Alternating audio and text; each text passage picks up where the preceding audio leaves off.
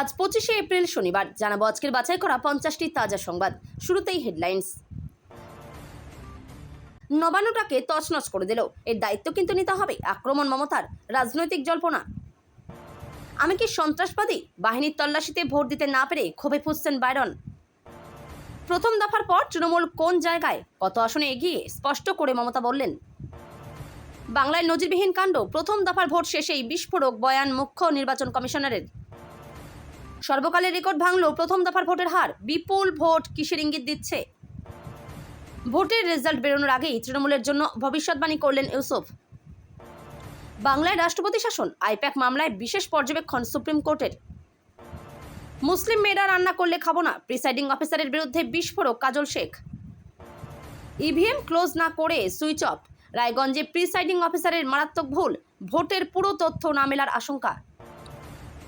মমতার খাস, মমতার পরিশ, বিজেপির বুথ এজেন্ট হয়ে ভয়ঙ্কর অভিজ্ঞতা জাহানুরের। 4 তারিখ নিজে ভবানীপুরে গণনার টেবিলে বসবো, চেতলা থেকে শুভেন্দুর কটাক্ষ, তোমরা কোথায় যাবে, এখন থেকে ব্যাগ গোছাও। বিজেপিতে যোগ দিচ্ছেন রাঘব চাড্ডা, সঙ্গী আরও কয়েকজন সাংসদ। ভোট দেওয়ার অধিকার নেই, কিন্তু ভোট করানোর গুরুদায়িত্ব। সুপ্রিম কোর্টে ধাক্কা খেলেন বাংলার 65 ভোটকর্মী। বাংলার নির্বাচনের মধ্যেই কি এবার সরে যেতে হবে, নয় গুরুতর অভিযোগে বিদ্ধ জ্ঞানেশ কুমারকে? বিরোধী 73 সাংসদের বড় স্টেপ। এগিয়ে এলো গরমের ছুটি, 27 তারিখ থেকে বন্ধ থাকবে রাজ্যের সমস্ত স্কুল, জারি হলো নোটিশ। একসাথে না চললে ডুববো, মোদির দাবার চাল। মাঝরাতে মুসলিম প্রতিনিধিদের সঙ্গে ডোভালের গোপন বৈঠক। 84.51% রেকর্ড টার্ন আউটে এবারে বিধানসভা ভোটে ভেস্তে যাবে সব প্রেডিকশন। উলট পালট এক্সিট পোল। তককে তককে বসেছিলেন, 2 বছর আগে পালিয়ে যাওয়া বউ ভোট দিতে আসতেই খপাত করে ধরলেন। তারপর যা হলো, আধিকারিকরাও স্তম্ভিত। এতটা নিচে নামতে পারেন? যাদবপুর নিয়ে মোদির মন্তব্যে অগ্নিশর্মা মমতা, প্রধানমন্ত্রীকে পাঠালেন কড়া চিঠি। আপ ছাড়লেন রাঘব চাড্ডা, কেজরির দলে ভাঙন ধরিয়ে বিজেপিতে যোগের ঘোষণা। সঙ্গে হরভজন সিংহ। আর কারা? বাংলার তরুণী চিকিৎসককে কেড়ে নিয়েছে তৃণমূলের মহাজঙ্গলরাজ। অভয়ার মার সমর্থনে পানিহাটিতে প্রচারে ঝড় তুললেন মোদি। জোর ধাক্কা তৃণমূলকে, শুধু অন্নপূর্ণা ভাণ্ডার নয়, মহিলাদের 10 গ্যারেন্টি মোদির। তালিকায় কি কি? তাহলে আমার কোল খালি হতো না, কেন মোদিকে সমর্থন? পানিহাটি থেকে লড়ার বার্তা অভয়ার মায়ের। আশীর্বাদ করুন, আমরা আপনাদের স্বাধীনতা দেব। যাদবপুরের সভায় মোদির গলায় বিজেপির বড় জয়ের আত্মবিশ্বাস। বঙ্গে ভোটের সুনামি, 90%-এরও বেশি ভোটদান দেখে সুপ্রিম কোর্টে বড় মন্তব্য প্রধান বিচারপতির। 125 বনাম 110 দাবির ভিড়ে বাস্তবের অঙ্ক কি বলছে? 152 আসনে কে কত? উঠেছে মাত্র 139 নাম। সুপ্রিম কোর্টে সওয়াল কল্যাণের, হাইকোর্টে যান, বলল শীর্ষ আদালত। প্রথম দফায় 15 থেকে 16টাও আসন জুটছে না, বিস্ফোরক মমতার কেষ্ট। আর কি বললেন? দ্বিতীয় দফার মহরণ, দক্ষিণবঙ্গের 142 আসনে ঘাসফুলের দাপট। কোথায় কোথায় গোঘাড়া হারতে পারে বিজেপি? তৃণমূলের নালিশে বড় মোড়, 24 ঘন্টার মধ্যে জবাব দিতে হবে কমিশনকে, হাইকোর্টের নির্দেশে তোলপাড়। ভোট চলাকালীন শুনশান আস্ত বুথ, পিংলায় নজিরবিহীন পদক্ষেপ কমিশনের, সব ভোট কর্মীকে একসঙ্গে শাস্তি। মমতা মুখ্যমন্ত্রী থাকলে প্রথম দফার ভোটের রেজাল্ট নিয়ে বিস্ফোরক দাবি কল্যাণের। দুটোই তৃণমূলের আবর্জনা। নির্বাচনী জনসভা থেকে কাদের কথা বললেন অভিষেক? প্রথম দফায় পদ্মগড়ে আশা পূরণ হলো কি? উত্তর খুঁজতে গিয়ে ধন্দে পদ্ম শিবির। বালিগঞ্জে হেভিওয়েটদের বিপক্ষে বামেদের তরুণ মুখ আফরিন। ভোট চাইতে পৌঁছলেন টালিউডের জ্যৈষ্ঠ পুত্রের বাড়ি। সুন্দরী মেয়ে থেকে বড়লোক ঘিন্নি, সবাই লাইনে। প্রথম দফার ভোট শেষেই বড় বোমা ফাটালেন অনুব্রত মণ্ডল। 25% মতো অনেক দিন আগে ডিএ নিয়ে মুখ খুললেন মমতা বন্দ্যোপাধ্যায়।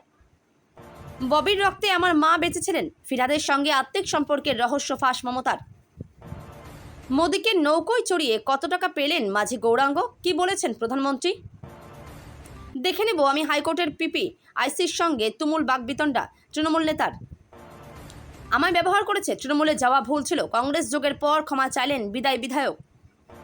প্রদীপ নেভার আগে দপদপ করছে তৃণমূল, অভয়ার মায়ের পাশে দাঁড়িয়ে পানিহাটি কাঁপালেন মোদি। 93% ভোট নিয়ে গভীর রাত পর্যন্ত বিশ্লেষণ, কিসের আশঙ্কা ছিল, কটি আসন নিশ্চিত। সোনার দামে বড় পতন, 1.5 লাখের ঘর থেকে নামলো নিচে, সুবর্ণ সুযোগ আপনার।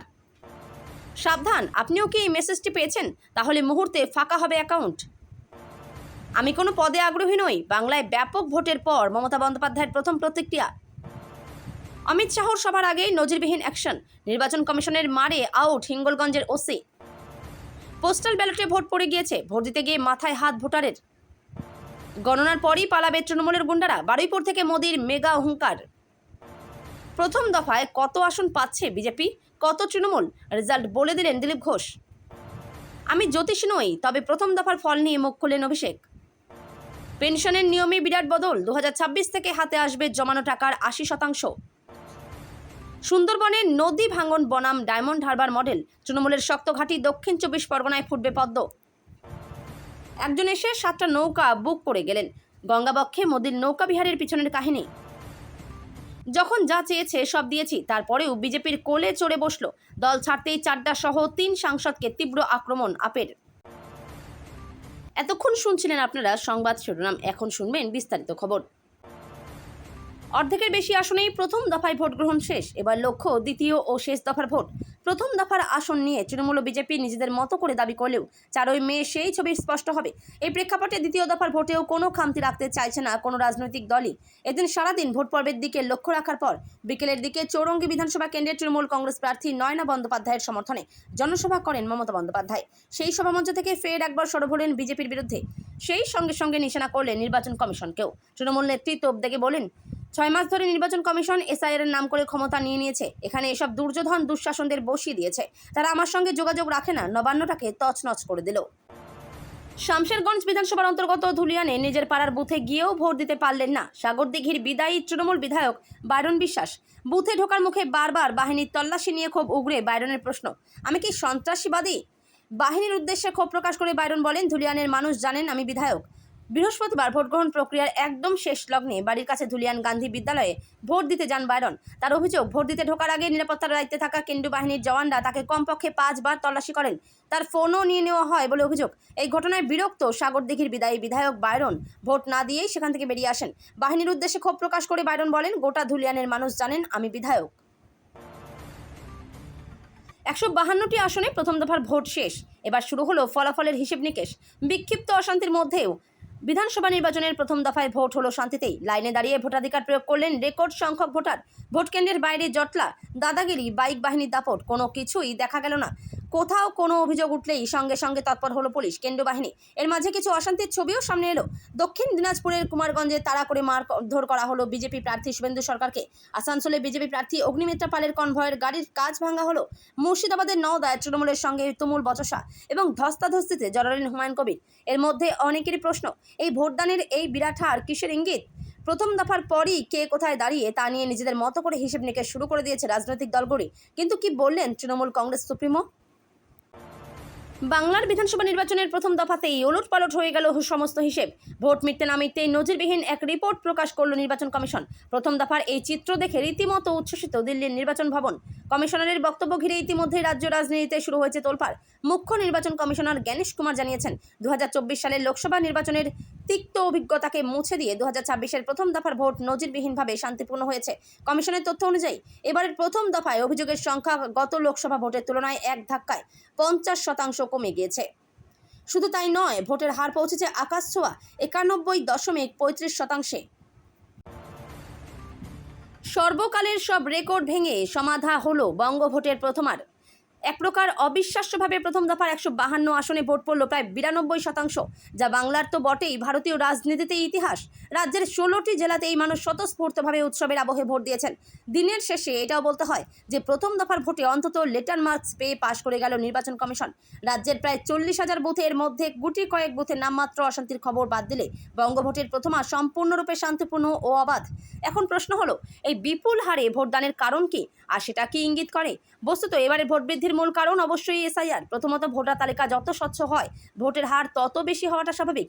এসআইআর প্রক্রিয়ায় সব মিলিয়ে বাংলায় যে 91 লক্ষ ভোটার বাদ গিয়েছে, তার প্রায় 60 লক্ষ হয় মৃত, নয় স্থানান্তরিত। অন্তত কমিশনের তথ্য সে কথাই বলছে। হুগলিতে তৃণমূল প্রার্থীর সমর্থনে প্রচারে আসেন প্রাক্তন ভারতীয় দলের ক্রিকেটার ও বহরমপুরের সাংসদ ইউসুফ পাঠান। হুটখোলা গাড়িতে করে পান্ডুয়া কলবাজার থেকে মেলাতলা পর্যন্ত প্রায় 3 কিলোমিটার রাস্তা রোড শো করেন ইউসুফ পাঠান। তার ভবিষ্যৎবাণী 250 আসন পাবে তৃণমূল। তার আজ কৃষ্ণনগরের একটি জনসভায় বক্তব্য রাখছিলেন প্রধানমন্ত্রী নরেন্দ্র মোদী। সেখান থেকে তিনি বলেছেন, আমি ঝালমুড়ি খেয়েছি আর ঝাল লেগেছে তৃণমূলের। এই প্রসঙ্গে ইউসুফ পাঠান বলেন, ছোট থেকে বড় সবাই ঝালমুড়ি খায়, এটা অনেকেরই পছন্দের খাবার। স্বাদ বাড়ানোর জন্য ঝালমুড়িতে পেঁয়াজ, লঙ্কা, লেবু সব দেওয়া হয়।